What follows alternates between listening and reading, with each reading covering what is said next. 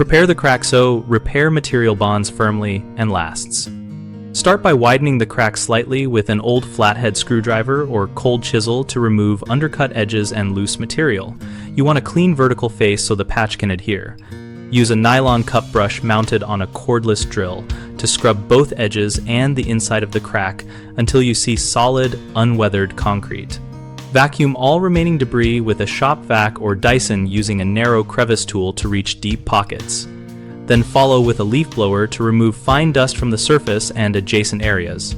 If the crack is damp, allow it to dry for at least 24 hours or speed drying with a fan so the repair compound will not trap moisture.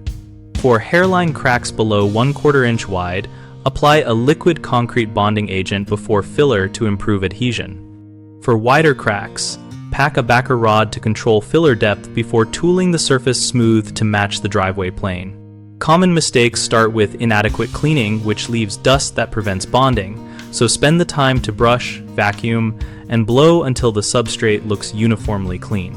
Another is repairing a wet crack, which traps moisture and leads to premature failure, so wait for full drying or use gentle heat and fans to remove moisture first.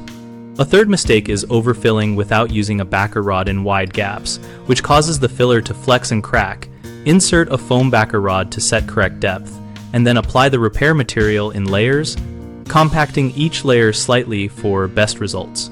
BigHomeProjects.com helps homeowners find local contractors for driveway and concrete work and allows contractors to showcase services and find jobs.